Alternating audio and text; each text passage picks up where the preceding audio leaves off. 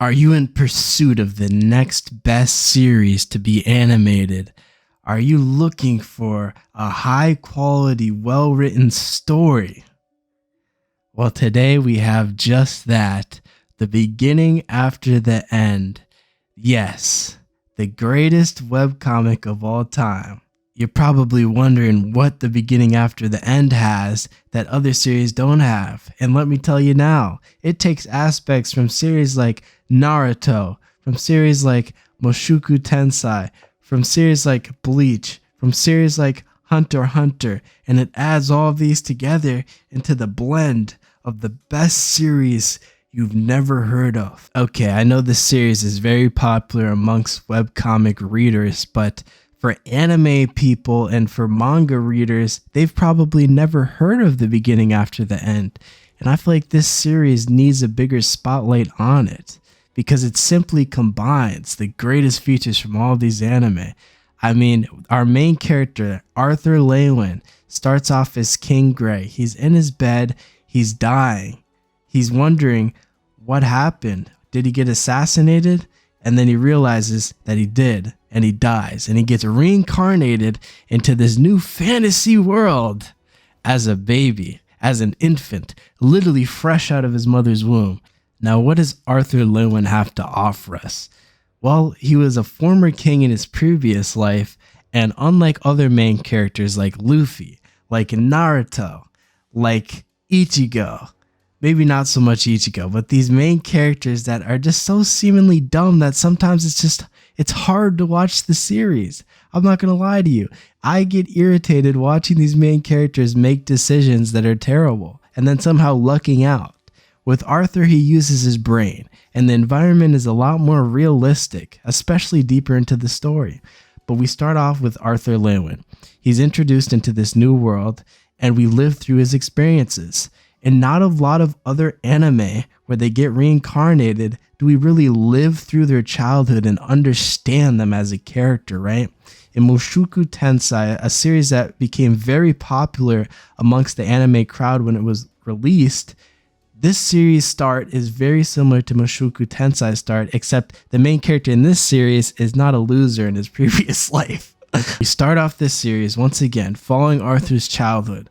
We see how talented he is as a mage. In the magic system in the beginning after the end, it's a very simplest system. So everybody starts off with a non-developed mana core, and they have to develop their mana core. Usually people develop it around the ages of 6 or 7, I believe, but Arthur, with his previous intellect transferred from the previous world, develops it, of course, very early, and this allows him more potential. And they start off at the more solid color mana core ranges, and then they have to progress towards the more lighter to purify their mana and become more powerful. So obviously our main character in this situation is very overpowered, but not overpowered to the extent of some of these other series that have popped up on the anime scene. I mean, all of the characters who fight against this guy talk about his potential. They're afraid of what he's going to become. They're not afraid of where he is at now. They're not afraid of losing to him now.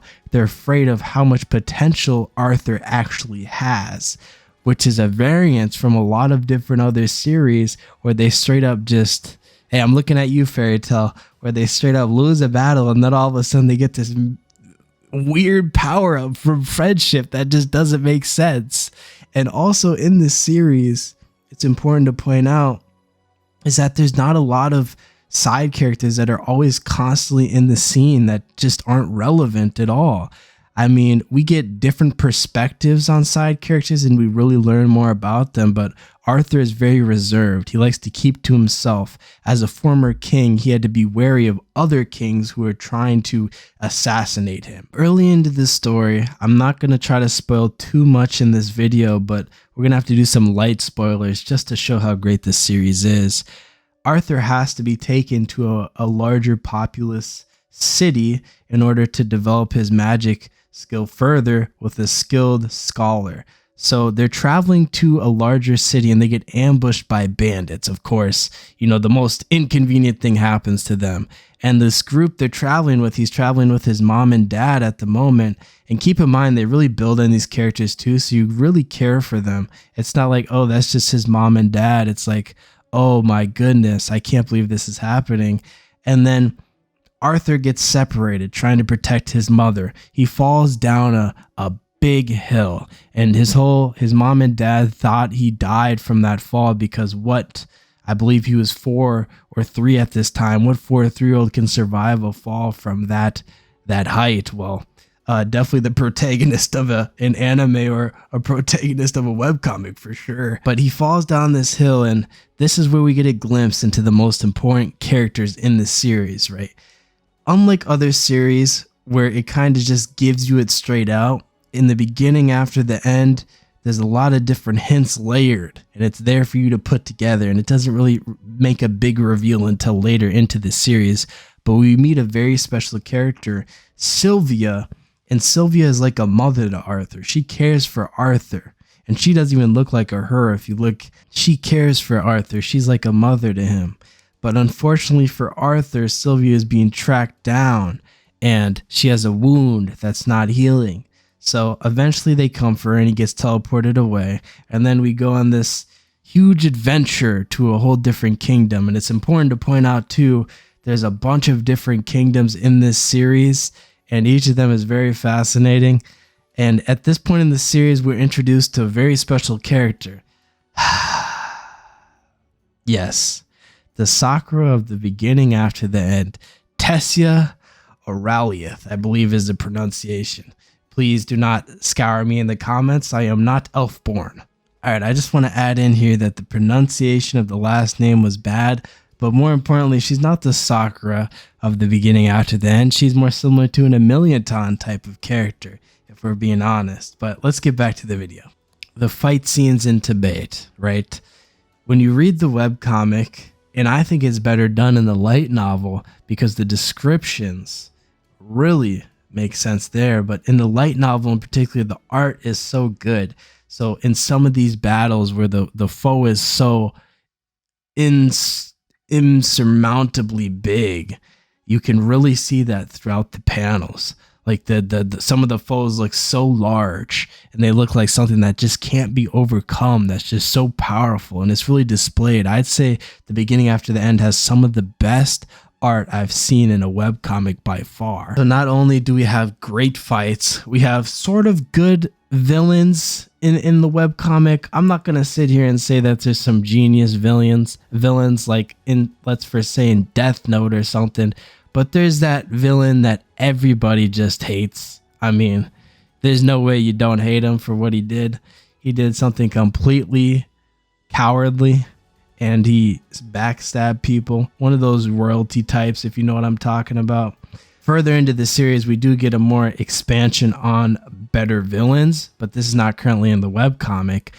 But skipping ahead a lot once again, just going to let you know here, there's a few little time skips here and there, but it's important to point out as well throughout this time that Arthur's main goal in this world is to live a great life. I mean, he didn't come in this world with some goal of becoming the most powerful person ever. His goal is simply to live his best life and protect his family.